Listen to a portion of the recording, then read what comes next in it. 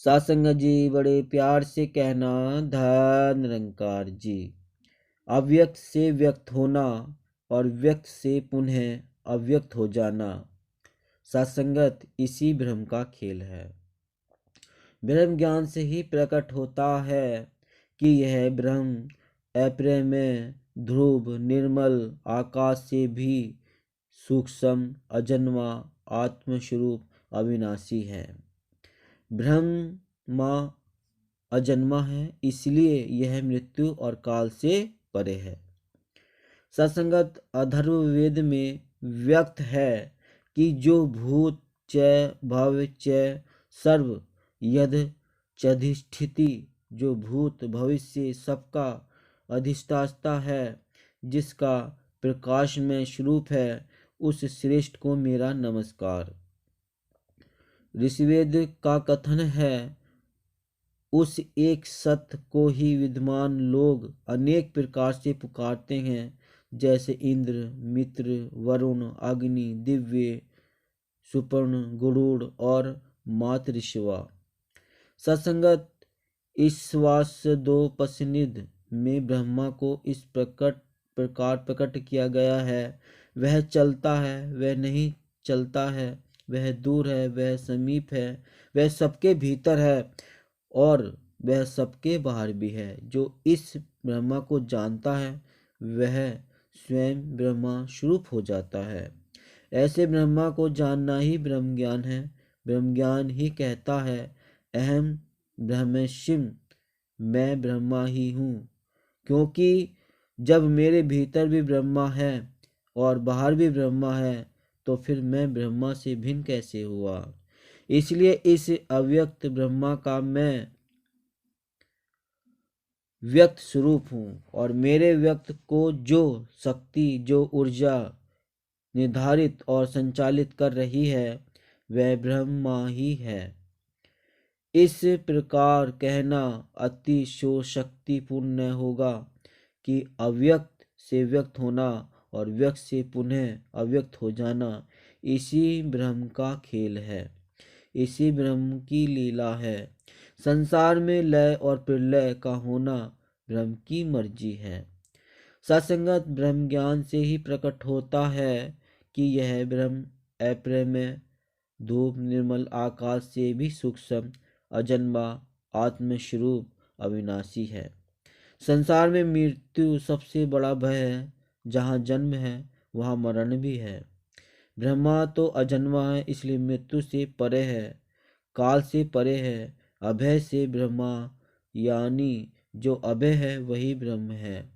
भय शरीर को है, मन को है, किंतु आत्मा तो अभय है। सत्संगत ऐसा जो मान लेते हैं वही कह उठते हैं, अयमात्मा ब्रह्म, अर्थात यह आत्मा ब्रह्म है। मौंडुकोपनिषद काठोपनिषद के अनुसार इस ब्रह्म को जानने वाले अमर हो जाते हैं। ब्रह्मज्ञानी इस ब्रह्म स्वरूप को जानकर और मानकर मन को समझाते हैं कि तत्वमसि वही तू है।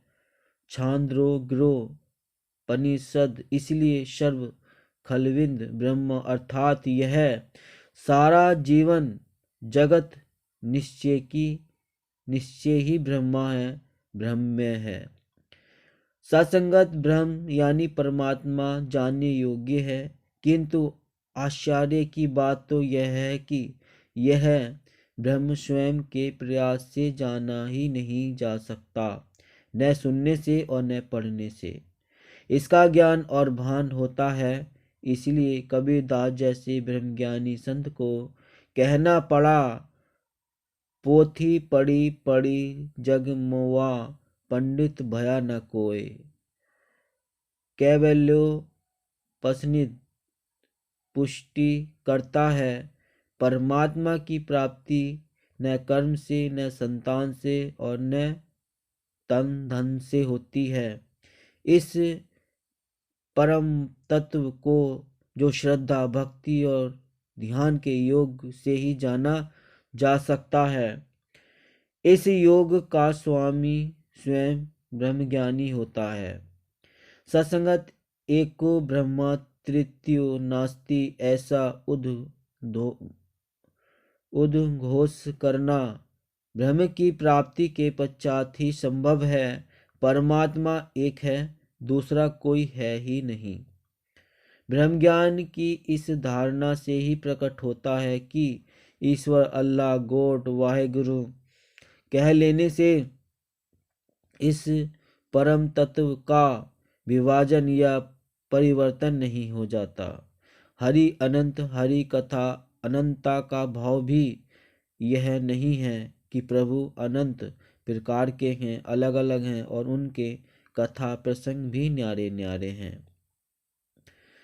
सत्संगत इसका ज्ञान में स्पष्ट भाव तो यह है कि अनंत कथाओं प्रसंगों के माध्यम से जिसका गुणगान हो रहा है वह तो एक ही है और उसका प्रभाव, उसका स्वभाव, उसका गुण, उसका रूप, उसका प्रसार, उसकी व्यापकता और उसकी उपलब्धता अनंत अनंत और अनंत है, यानी अंतहीन है। जिसे अज्ञानता में वह कह रहे हैं गुरु की कृपा से ज्ञान लेने से वह नहीं, यह कहने लगते हैं क्योंकि इसे अंग संग देखा लिया है। सत्संगत ब्रह्मज्ञानी को चरितार्थ करते हुए महाभारत जैसे महाकाव्य के चरणाकार वेद व्यास जी कहते हैं कि जो समस्त प्राणियों की पृथक पृथक सत्ता को एकमात्र परमात्मा में ही स्थित देखता है और उस परमात्मा से ही संपूर्ण भूतों का विस्तार मानता है, वह सच्ची सदानंद ब्रह्म को प्राप्त होता है।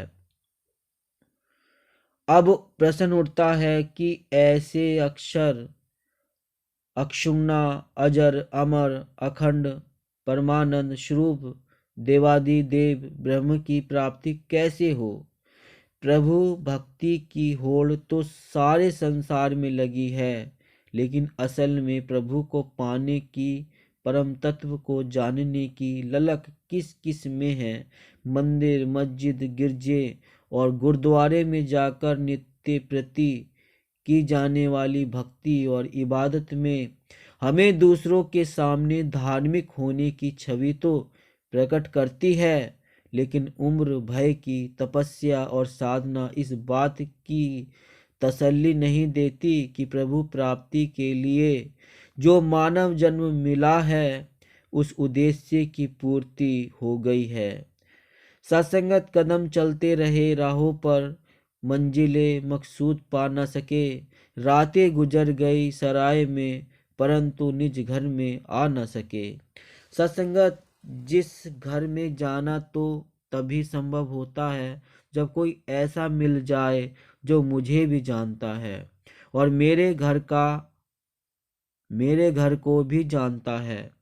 तू केवल शरीर नहीं, आत्मा और तेरा निज घर यह परम परमात्मा है। ऐसा गूढ़ ज्ञान सद्गुरु के इशारे में छिपा होता है। सद्गुरु प्रेम करना सिखाता है, जहाँ प्रेम है वहीं प्रभु है। प्रेम के बिना भक्ति तो हो ही नहीं सकती। सद्गुरु फरमाते हैं प्रभु प्रेम से पहले प्रभु के बंदों से प्रेम करना होगा। मानव मात्र के बीच प्रेम का संचार का संसार में मानवता का पथ प्रशस्त करने वाले बाबा हरदेव सिंह जी और संसार में रहते हुए प्रेम में बहने की सीख देने वाली पूज्य माता सविंदर हरदेव जी के नक्शे कदम पर चलते हुए आज सद्गुरु माता सुदीक्षा जी महाराज वर्तमान सद्गुरु स्वरूप में ज्ञान चक्षु देकर सारे संसार का भला करने में लगी है।